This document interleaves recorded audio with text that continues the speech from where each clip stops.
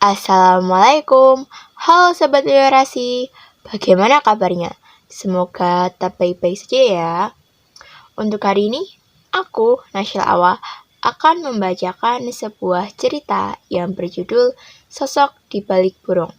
Cerita ini pernah diposting di akun Instagram dan Wattpad Literasi Group, bisa dicek nanti. Cerita ini sebenarnya awal dari proyek kami yang temanya cerita dari gambar dan ya intinya gitu. Oke, selamat menikmati. Sosok di balik burung. Lagi-lagi kedua strawberry ini tak bisa ditahan. Semuanya saja berkembang lebar ketika untuk yang ketiga kalinya memandang kembali hidangan tersaji pada meja kayu pendek bercat kuning coklat yang membentang di hadapan. Semilir angin ditambah gemericik rintik yang mencipta suasana syahdu dan merdu tak sanggup mengalihkanku. Meski sudah hampir 3 menit berlalu, tetapi seluruh atensiku tetap tertuju pada dua wadah itu. Semangkuk mie ayam tanpa bumbu, dan segelas es jeruk manis. Seleraku memang cukup aneh. Setidaknya begitulah orang di sekitar sering mengatai. Aku tidak bisa menyangkal hal tersebut, karena memang pilihan rasaku seringkali melenceng dari kebiasaan yang lain. Kebanyakan dari mereka tentu tak mungkin membiarkan warna makanannya tetap original. Selama disediakan penjual, jelas mereka tak akan melewatkan kesempatan menambahkan saus, kecap, juga sambal di restoran mie, ayam, pangsit, beserta sayuran ini. Mereka juga mungkin tak akan terlalu suka menikmati minuman yang bertentangan dengan kondisi lingkungan. Kala hujan dan udara menjadi dingin seperti kini, sudah pasti pilihannya adalah perasan jeruk yang hangat. Menghembuskan napas panjang, kujauhkan wajah dari hidangan.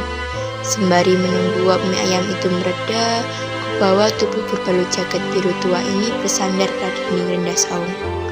Saat ini, hal apapun tak mau terlalu kuambil pusing. Mau seberapa besar apapun perbedaan yang membentang antara aku dan orang-orang, aku tak akan membawa banyak pikir. Aku tak mau kembali lagi ke masa berkepala berat, saat dimana untuk sekedar membuka mata pun dipenuhi dengan rasa rendah diri, kurang percaya pada apa yang dimiliki, dan selalu merasa tak cukup berharga untuk menjalani hari-hari. Ya, sebelum tiba di hari ini, aku pernah menjadi manusia pengidap inferioritas yang tak bisa dikatakan ringan. Sosok yang teramat takut untuk sekedar berjalan santai di muka bumi ini. Semua itu tidak terlepas dari kondisi fisikku yang tidak seperti remaja lain yang seusia. Tubuhku tambun, gendut bahasa kasarnya. Dengan postur tak terlalu tinggi, kala berjalan tak jarang ada orang yang mengatakan aku mirip salah satu hewan penghuni kutub, penguin. Kulitku juga gelap, sangat berbanding terbalik dengan mereka yang putih bersih, bersinar di segala situasi. Intinya, aku tak cukup bagus untuk memenuhi standar keindahan bagi sekitaran. Keadaan itu sangat memporak-porandakan kesehatan batinku. Dia bercermin, membuat kekesalan senantiasa mengudara. Aku benci keadaan. Aku tak suka segala sesuatu yang melekat pada raga manusia bernama Tirta ini. Aku ingin berubah. Beberapa waktu, aku mencoba segala cara untuk merombak tubuh. Mulai dari olahraga, mengurangi makan, sampai minum penurun massa sudah kucoba. Namun, hasilnya tidak terlalu kentara. Sekeras apapun aku mencoba, nyatanya postur ini tetap menjadi citra diri. Tak ada dari diriku yang dapat dibanggakan untuk menarik perhatian orang-orang. Menyadari tak bisa mewujudkan keinginan menjadi sosok cantik, akhirnya aku ubah mimpi, menjadi sosok cerdas yang selalu menjadi bintang kelas. Akan tetapi, hal itu tak mudah diwujudkan. Teman-teman di sekolahku memiliki kemampuan otak yang tinggi. Mereka juga mengikuti bimbingan belajar ke sana sini, tak seperti aku yang hanya belajar mandiri, sehingga hanya bisa berkutat di tengah-tengah. Sedikit beruntung tak menjadi kaum nilai bawah. Ketika mimpi itu gagal, aku merasa makin terjatuh, terpaku dalam kesuraman. Merasa sendiri, berkubang dengan kalbu yang tidak baik-baik saja. Keluarga dan teman tidak aku miliki. Aku hanyalah yatim piatu yang sempat diadopsi sepasang orang tua yang meninggal beberapa tahun setelahnya. Mereka yang seusia jarang menganggap keberadaanku. Satu-satunya pengalihan hanyalah makan dan bagi-bagi minuman. Namun, itu tak berdampak besar bagi hati. Aku tak merasa tak memiliki alasan untuk bertahan, sehingga di tengah sekelumit keputusan itu, pergi meninggalkan bumi terasa seperti menjadi pilihan terbaik. Akan tetapi, itu hanya asumsiku. Buktinya, setelah mencoba menggoreskan pergelangan tangan dengan sebilah pisau kecil yang runcing, nadiku tak berdenyut. Bukannya berpindah alam, mataku malah kembali terbuka sempurna. Ternyata bumi tak mengizinkan aku pergi begitu saja. Tiba saja di sudut nakas dekat ranjang pesakitan, kutemukan sebuah origami burung berwarna hijau yang ketika dibuka lipatannya berisi kata-kata. Jangan pergi ya, masih banyak akademi ayam yang belum kamu kunjungi, juga anak-anak yang belum merasakan kesegaran jusmu. Aku tersentil, tertampar, terbuka mata. Seketika tak sanggup menahan debit air di kelopak hingga menganak sungai membasahi pipi. Ternyata keberadaanku tak segoib itu. Buktinya masih ada Sultan Panama yang mengetahui kesenanganku menikmati mie ayam sesudah membagikan jus bulan sendiri dengan bahan dari hasil kebun orang tua angkatku. Kupikir kegiatan itu luput dari pandangan manusia dan tak ada artinya. Namun ternyata tidak demikian.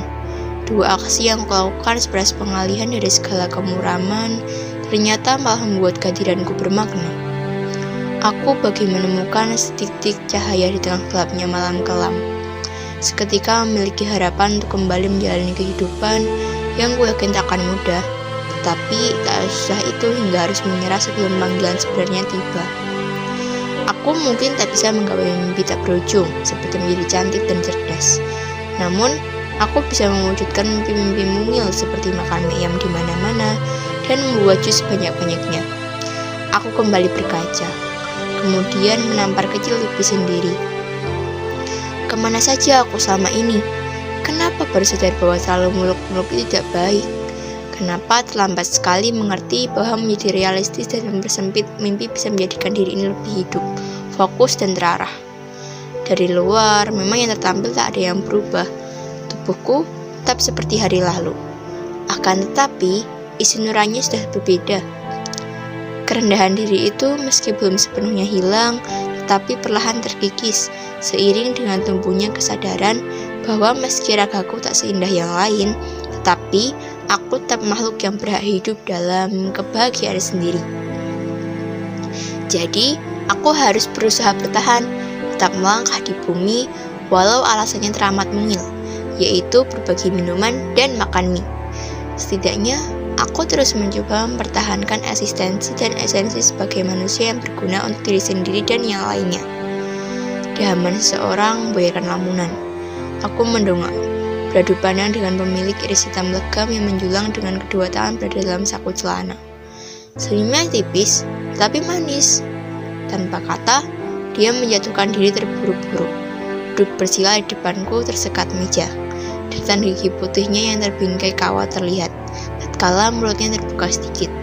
Tanpa aba-aba, jemari tangan kanannya terulur mengambil bambu-bumbu di ujung meja. Kemudian tubuhnya condong dan mukanya mendekati mangkuk es yang ditunggui. Sembari menunjukkan cengkiran lebar, dia mulai menuang saus dan dengan segera pesananku menjadi santapannya.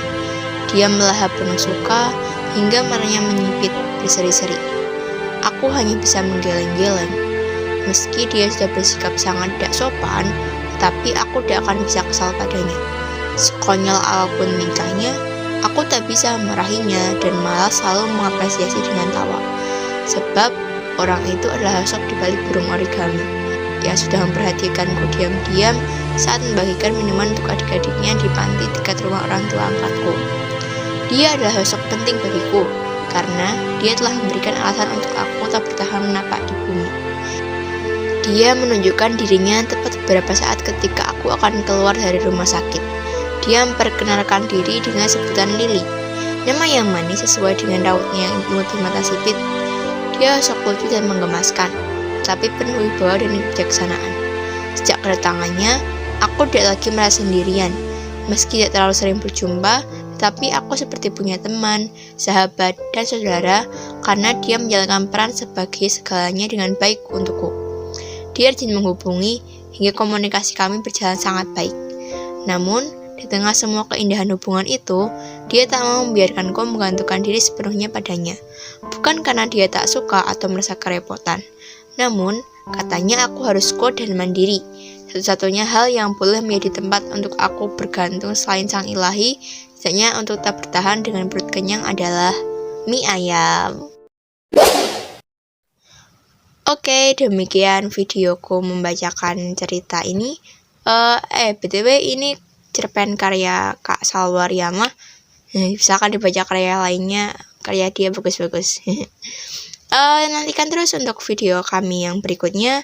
Kami akan menghadirkan project-project yang lebih keren, lebih wow, lebih pokoknya. Jadi silakan like, comment, subscribe, dan share link jika kalian berkenan. Harus berkenan sih. Oke, sekian. Wassalamualaikum warahmatullahi wabarakatuh.